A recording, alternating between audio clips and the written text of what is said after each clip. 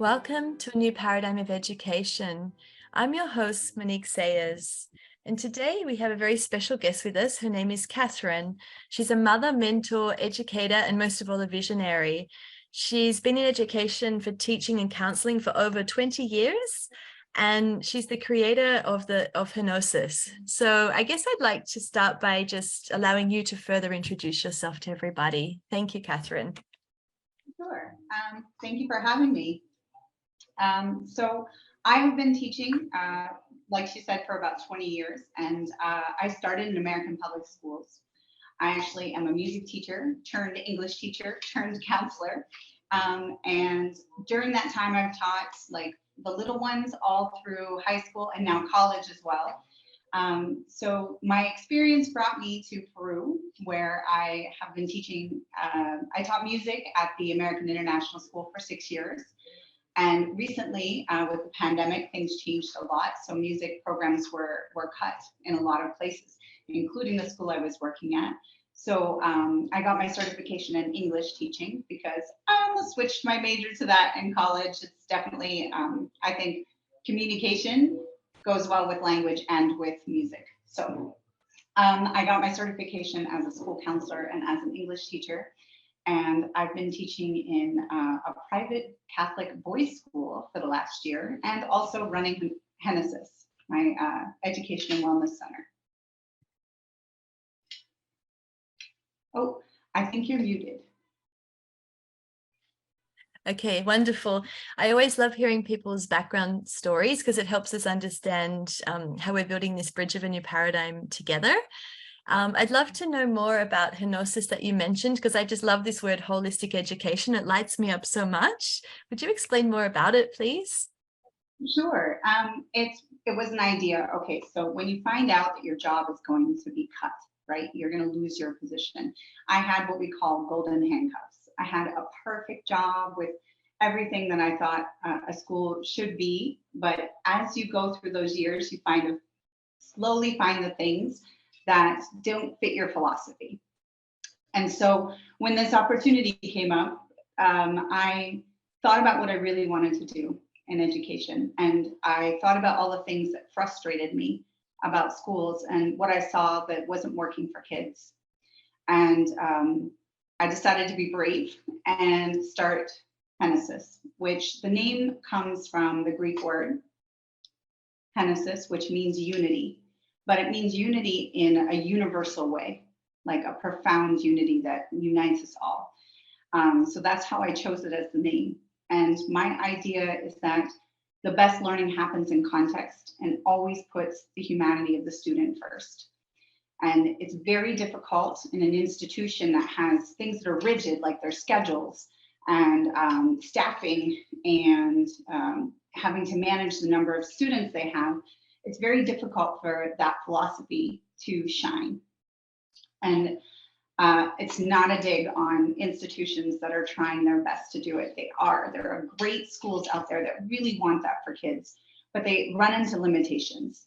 And so I founded Henosis to be a place where I teach all of the subjects, but not as separate things as when we have a job, we are not a science, we're not a math, we're not a music. We are what we are, and it weaves together all the different learning that we've had throughout our life.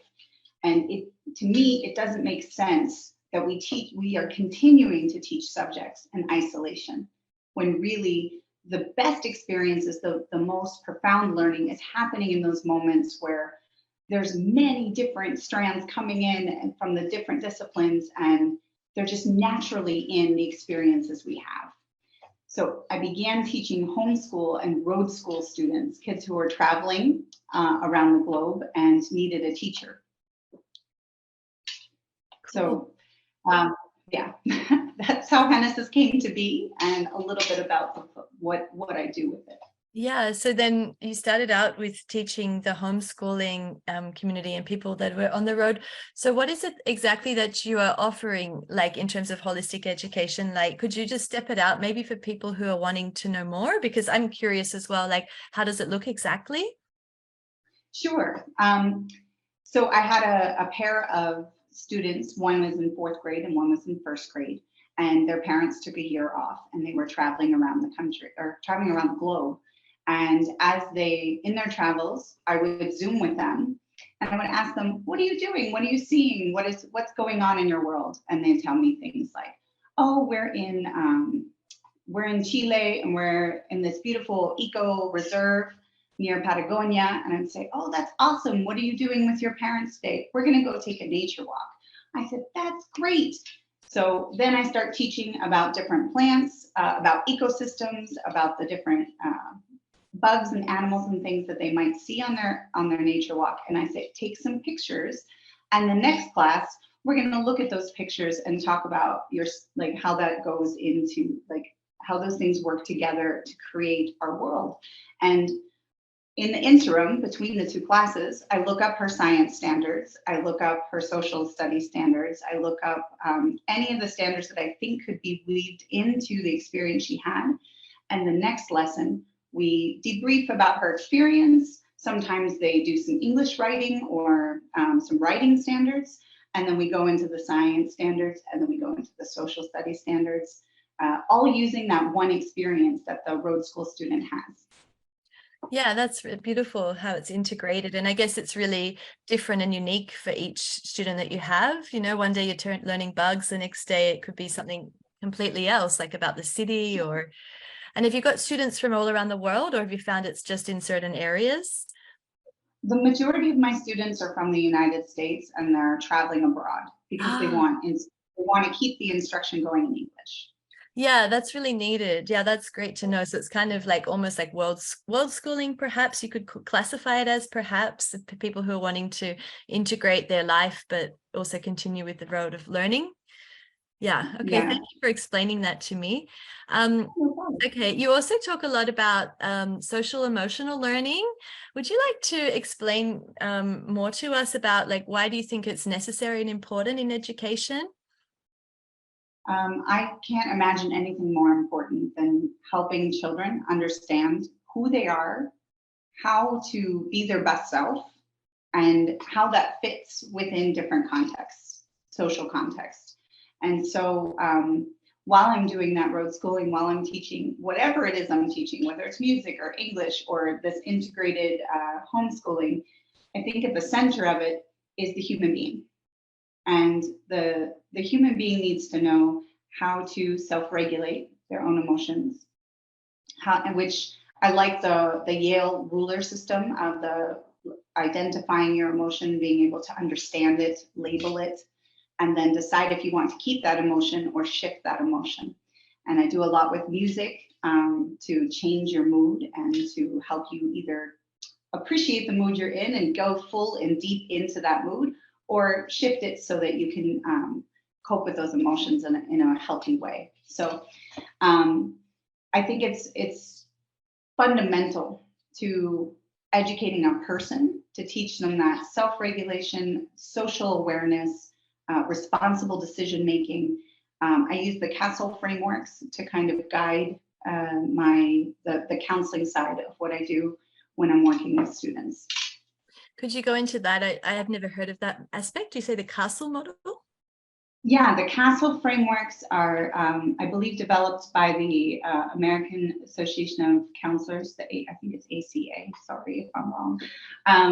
But they came up with 5 areas that students need to develop, or humans need to develop, to approach a healthy social emotional life. And so I've taken that and developed it into a vertically aligned curriculum from early childhood through grade 12 to kind of take the experiences that are normal for that age and connect them with the types of learning they need to develop those 5 areas. I'm so interested to know from you, what are those 5 points that you were mentioning just a second ago? Yeah, the CASTLE frameworks. So they are self-awareness, self-regulation, relationship skills, social awareness, and responsible decision-making. Okay. And do you want to just explain to us, what does that mean? Because it's beautiful to have this framework. There's so many frameworks in education. I don't know how many there are out there, right? But how is this one applicable, to you personally? How have you used it? in education? So the self-identity one is kind of understanding who you are, and this concept of what the difference between who I am and the labels, and understanding that society will see you in a way based on the labels that are you either choose or are put upon you. And so that looks differently in early childhood than it does as close to an adult when you're in the upper levels. So for a child, it's like, who am I? I'm a boy, I'm a girl, I'm a dancer, I like to cook. It's more about those I like statements becoming a part of who you are, and knowing that it's all okay, whoever you feel you are. Self-awareness is that kind of that Yale ruler thing that I was talking, that I'll talk about a little bit more later. And that's how you identify and understand and then label your emotions, because children sometimes are angry, right? But there's something else. They're frustrated. They're not feeling heard, or something a little bit less easy to put a label on. And so that self-awareness is taking that pause. How do I really feel? Why do I feel that way? And so helping kids develop that at whatever stage of development they are. And then social awareness is kind of understanding, who am I? What is my role in this situation? And how do I do my best to be a part of this society and be a part of this system that I'm a part of in this moment, and be true to myself at the same time. And relationship skills are really that collaboration. How do I develop healthy relationships with other students? How do I develop healthy relationships with adults? How do I develop healthy relationships with younger people, everybody in my life, right? And then responsible decision making is one of my favorites, because we make about 1,000 decisions a day. And I think especially for middle school, which is my heart, I love middle school, those students have a lot of pressure sometimes to make good choices, and they have different things that are pushing them in different directions. And to find yourself and think about, what are the consequences of my decision, and am I willing to accept those? Are they congruent with who I am? Wow, thank you so much. That's really helpful. And yes, I really do believe the radical responsibility is definitely one of the keys of this new paradigm. So I'm glad that you brought that in, and radical responsibility, not just for children, but for parents as well, inviting them to also be part of this change. It's no longer just the teacher and the student, it's everybody, all of us all together supporting each other in this. You've talked a lot about, we've already spoken a bit about education in terms of like holistic education, applying it to real life. I want to go a little bit deeper, like mind, body, spirit. How do you think that fits into education, like really holistic education, where we're not just looking at just the intellect, just the social, because we know that those have been researched a lot. I feel like there's this new bridge of information that we're still discovering around, education of the soul and the quantum and anything around that. Do you have any information on that you'd like to share with us? Yes, I'd be happy to. In this journey to discover what holistic education is and how I want to use my gifts to serve the world, I decided to study Reiki. And the way I came to Reiki is very interesting. I became a mother, and I was breastfeeding, and I noticed that I could feel her feelings. I could kind of sense when she was fussy. I could sense. And I think a lot of mothers talk about that they're able to understand their baby's cries and understand how their child is feeling. And for me, I think it went a little bit deeper. Like, I could relax myself, and if I brought myself calm and I breathe and I brought myself back to my center, my daughter would calm down. And she was mirroring my emotions. And I think that's so important, because if you're an anxious parent, you have an anxious child, and that creates issues, and so on and so on.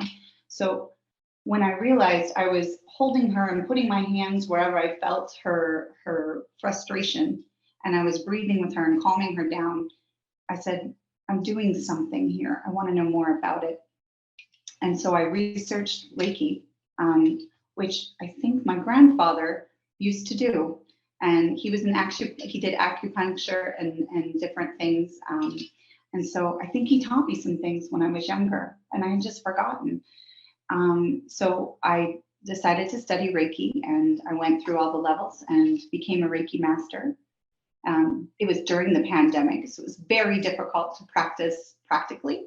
So when I finished and the borders opened up, I went to Tarapoto, which is a little city. It's a little area in the Amazon jungle here in Peru. And I studied with a Reiki master, and it was quite an experience. And I think it's important to connect that to education. And the way that that has to happen is when a student signs on to have a lesson, they're in a place. They're in a place. You need to understand where they are, not just physically. Okay, they're in your classroom, but are they in your classroom? Are they in your classroom? And if they're not in your classroom, there's a reason. And being there for that reason is very important. So when I'm working, for example, I'm working with 22 13-year-old boys, and it's post-pandemic, you're returning to the classroom. It can be a very difficult dynamic. And so there are times I just start class with, okay, where are you today? Are you here? If you're not here, how do we get here? And we might do some bubble breathing to calm ourselves down. I might put on, I like to use chakra healing vibration music, and I just put it on in the background. I don't make a big deal about it. I just put on what I feel like my students need, and then start the lesson. And it's amazing the difference it makes to just pay attention to their vibrations. Like, what is happening? How do they feel right now? They come in chaotic. How do I bring that energy down? Not too much, because you want them excited about the class, but how do you just help them regulate using different techniques?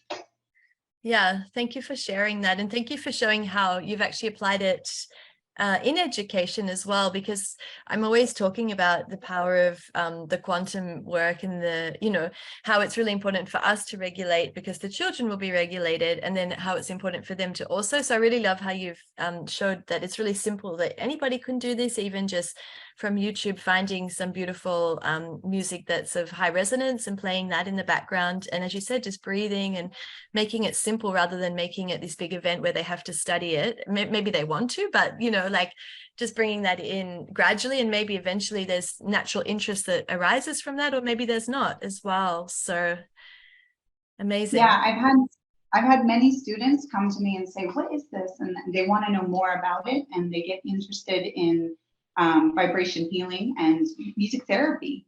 So it's a great connection.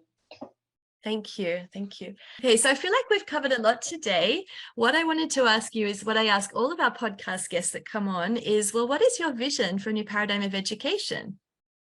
Oh, I would love to see more focus, no matter what, if it's an institution or individualized education, more focus on the human being and all the aspects of health for that human being. That we're looking not just at their physical health and their development intellectually, but we're looking at their spiritual health, and do they understand that they are a unique human within this world, that also they're connected to everything. And then also that emotional health. Can I be okay with my own emotions, whether they're positive emotions or not necessarily negative emotions, but not as happy emotions? And then are they high energy emotions or are they low energy emotions? And realizing that everyone has those, and you can decide what emotion you are expressing. And you have some control over moving that emotion by the way you treat that emotion and the way you express it. And then also our social health, that we're able to interact well with others, because no one lives in isolation. Again, we are all connected, though we are unique individuals. We have something to offer one another. And how do we do that without overpowering others or being too timid and not allowing ourselves to shine. Wow, yes. That's really powerful and really necessary in this new paradigm. And it's meeting people like yourselves that I get so excited, because it's actually really happening. Like, I'm really seeing it across the planet that everybody has seen this as a need. Like you mentioned the word health, and I feel like it's like education is almost a bit like health in a way that we need to keep it in higher order. It's not something that we can just kind of place down in the background. It's like really rising up into being the highest that we can be. So what I'm really excited is the transformation of education that I've seen with all these different change makers that have come onto this podcast, all saying the same thing in different ways, that yes, let's rise, let's create what's best for our children, let's create what's best for ourselves. And really, let's look after ourselves, because if we are happy, then, regulated and happy, and, like you're saying, our emotions are in play, and we're really like honoring that, then from there, wow, creativity can spark, learning can spark, wisdom can spark. It's not about just, okay, let's focus on intellect, because that's like this tiny little fragment of this massive piece that we have. Right. And it doesn't always honor different personalities. And I consider myself an HSP, or a highly sensitive person. And so noisy environments and I need a more introverted kind of learning experience. And being able to have that flexibility for all people, that they can choose their situation. I often say the world favors the extrovert. And we all have to learn a little bit how to put ourselves out there, because here's an introvert right here on a podcast. So you have to be able to develop those skills to put yourself out there, but it doesn't mean you need to live in it every single day. And that's one of the things I think needs to change about institutional learning if it is to be successful. Yeah, definitely. What is success anyway, And also, this brings me back to another guest that we had, who was a flourishing introvert, and her whole topic was around how we can bring support introverts within education.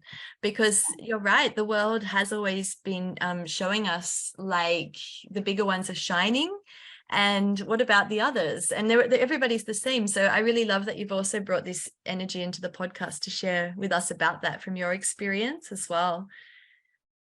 Thank you. So how could people reach out to you, Katherine, if they're wanting to work with you in any way? Oh, sure. I have a website. You can find me at www.henosiscenter.org. And my email is Katherine@henosiscenter.org. So I'm easy to find that way. I'm also on Facebook and Twitter, more than Instagram. Working on my Instagram skills. But I'm on Facebook as Henosis Center, and also on Twitter as Rova Henosis Center. So you can find me any of those ways. Awesome. Thank you so much for coming on today as a guest on A New Paradigm of Education. I feel like we've covered a lot in that time around holistic education, and how we can really support our children. I'm really grateful to have met you and to have heard all about Henosis, and that you're able to be out there supporting different families who want to have an alternative pathway to education, where they can learn in a fun and exciting way, but then also link it back to the curriculum as well. So that's really necessary in order for this new paradigm.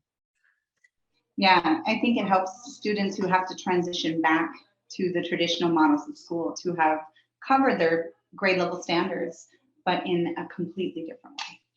Yeah, thank you. So thank you to everybody who's also been tuning in today to our podcast, A New Paradigm of Education. You're also the co-creators of this by witnessing us and listening with us. And we hope that it sparks some beautiful, brilliant ideas for you, and to support you as an educator or a parent or a change maker of this world. So as I always close with the famous quote of Mahatma Gandhi, which is, "Be the change that you wish to see in this world." Thank you.